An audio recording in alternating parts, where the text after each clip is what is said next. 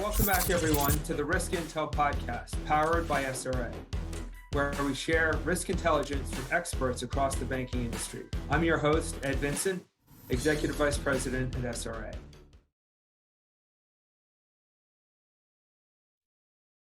Thanks very much for joining us on today's Risk Intel podcast. Please join me in welcoming Shawn Ryan. Shawn is the Chief Financial Officer at SRA.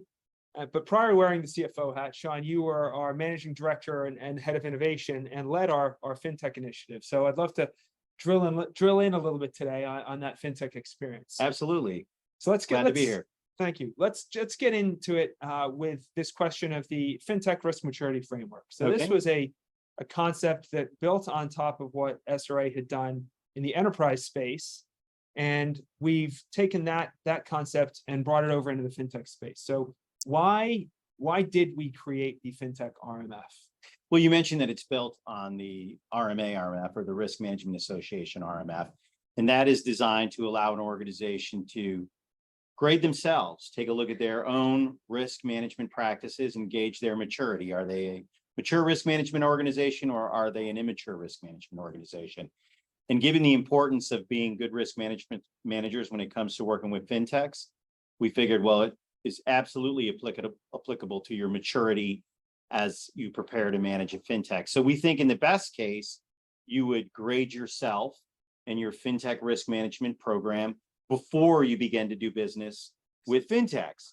And so what it does is it simply allows you to go through the same dimensions of risk that you might have for your enterprise, but look at them through the laser focus of your ability to manage FinTech partnerships.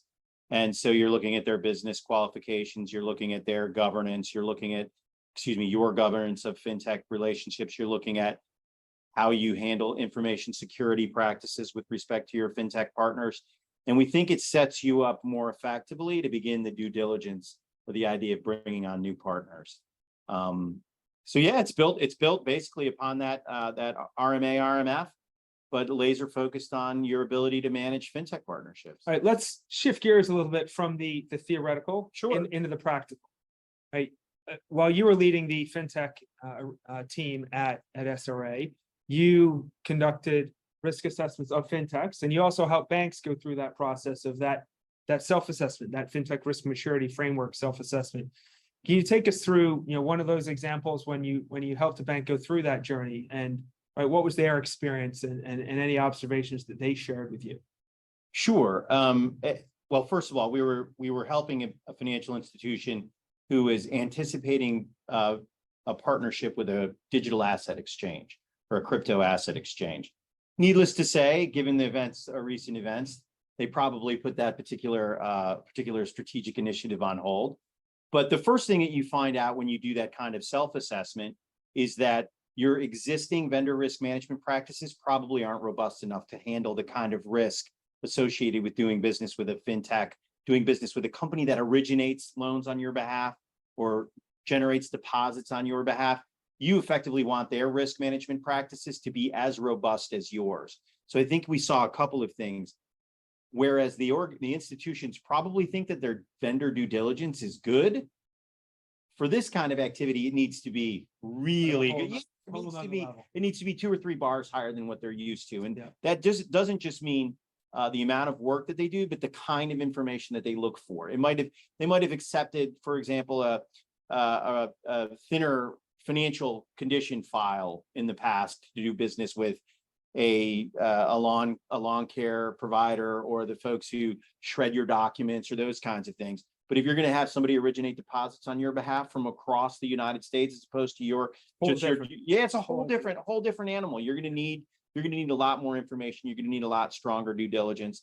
And then the second thing that I think has been a surprise to us as the assessors is how ready these companies that you're preparing to do business with might be for that kind of assessment. These are FinTechs, right? The reason that FinTechs are important to the industry is because of the disruption they bring.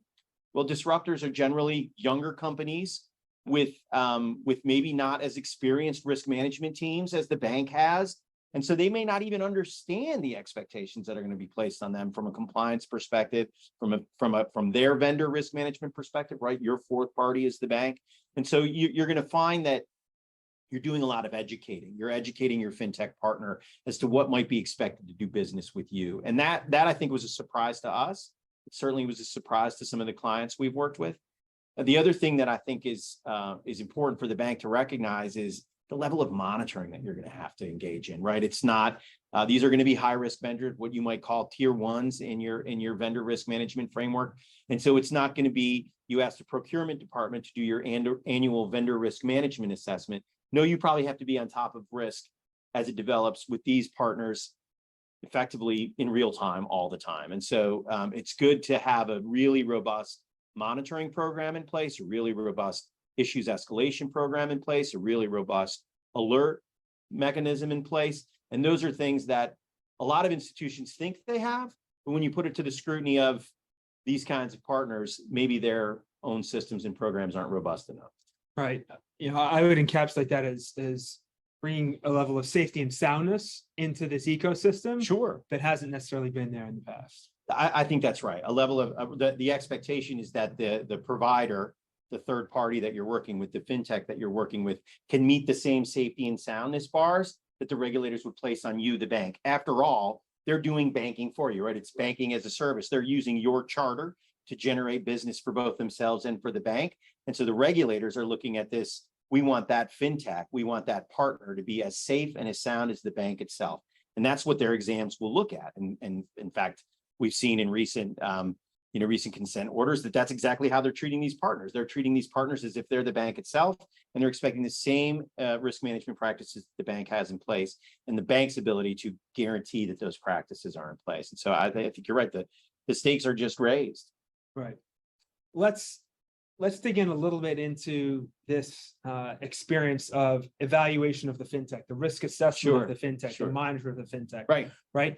You've got an extremely unique perspective here because not only have you led this from the SRA team that was working on behalf of a bank to evaluate a fintech, you've also been the recipient or the consumer of this as the CFO at SRA when a risk assessment has been conducted on SRA itself. So observations or lessons or anything you'd like to share about that experience? Well, the first lesson or observation is to do this well, the fintech is going to have access, is going to have to provide access to the bank to a lot of information, a lot more information than you might normally be expected to provide in the middle of due diligence or a partnership agreement. And, for us, I'm challenged now to keep that information updated, to keep it in a place where I can get to it quickly and easily, to know how to distribute it to my partners effectively. Obviously, systems like the one that SRA produces and sells to its clients helps us do that, right? It helps us manage the documents. It helps us manage the communication. It helps us keep track of how fresh and real that information is. And then it puts a lens. It's put a lens on SRA. We've seen where we have an opportunity to improve, and I think that's one of the things that at least that I like about what we're doing as a company.